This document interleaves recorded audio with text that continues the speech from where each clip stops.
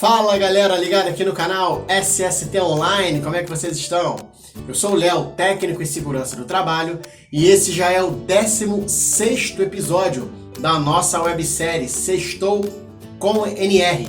Todas as sextas-feiras, um texto no blog SST Online e um vídeo no canal SST Online no YouTube, falando sobre uma das nossas normas regulamentadoras. Vamos falar das 37, sempre em ordem crescente, para não virar bagunça e para ficar tranquilo de você acompanhar. Inclusive no YouTube já tem uma playlist com todos os episódios que foram publicados até agora.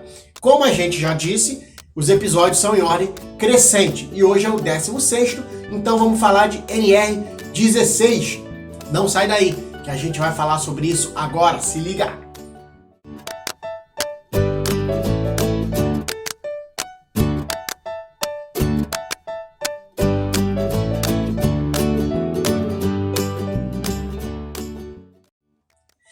NR16, atividades e operações perigosas, uma NR de suma importância, muito utilizada, muito consultada, assim como a anterior, de extrema importância, porque também vai preconizar a existência de um documento fundamental na segurança do trabalho, que é o laudo técnico de periculosidade.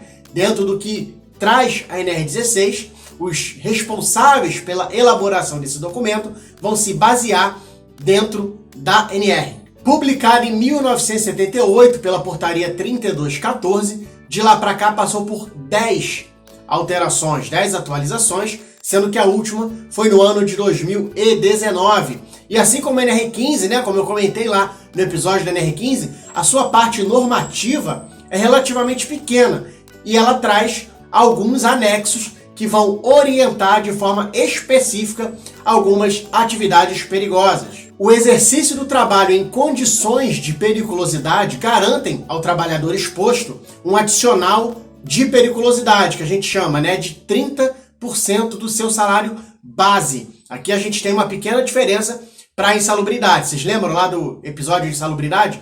Insalubridade é 10, 20 ou 40% do salário mínimo. A periculosidade é em cima do salário base do trabalhador e o adicional é fixado em 30%. Caso haja a exposição do trabalhador a condições insalubres e perigosas, ele tem o direito de optar qual adicional ele vai querer receber, ou insalubridade ou periculosidade, visto que não é possível o recebimento cumulativo desses dois adicionais. Conforme a gente falou anteriormente, a NR16 ela é relativamente curta e ela traz alguns anexos, são 6 no total, falando sobre as atividades específicas que ensejam situações perigosas. E a gente vai falar um pouquinho sobre cada um desses anexos. O anexo 1 fala sobre atividades e operações perigosas com explosivos. É um anexo que traz 4 quadros. O primeiro mostra as atividades realizadas com explosivos que caracterizam periculosidade. Já os quadros 2, 3 e 4 trazem os limites referentes a armazenamento de explosivos, cada quadro com as suas informações pertinentes, com sua respectiva distância da área de armazenamento. O anexo 2 traz as atividades perigosas com inflamáveis e, assim como o anexo 1, ele é subdividido em quadros, mostrando algumas atividades que envolvem o uso de inflamáveis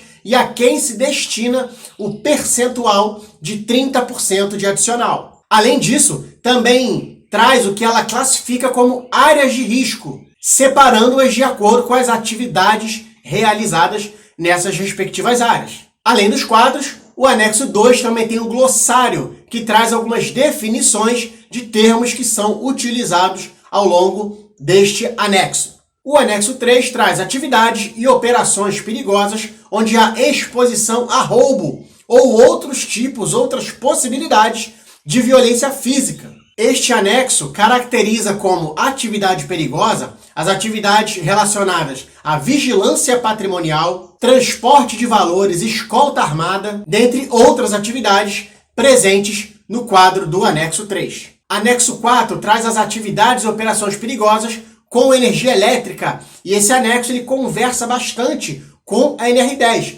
Afinal de contas, né, por motivos óbvios, a NR10 trata de segurança do trabalho em exposição à energia elétrica e o anexo 4 vai trazer as situações que caracterizam a atividade periculosa dentro do trabalho com energia elétrica. O anexo 4 também tem um quadro 1, que traz as atividades consideradas perigosas e a sua respectiva área de risco. O anexo 5 traz as atividades perigosas na utilização de motocicletas, né? Motociclistas que trabalham exclusivamente em cima das suas motos. O anexo 5 traz a possibilidade do ensejo ao adicional de periculosidade para algumas atividades e traz também o que ela não considera como atividade periculosa. E essa pequena lista a gente precisa ter um pouco de atenção. Por exemplo, o uso de moto no percurso de casa para o trabalho e do trabalho para casa. Isso não é considerado como atividade perigosa, porque o funcionário só está indo do trabalho para casa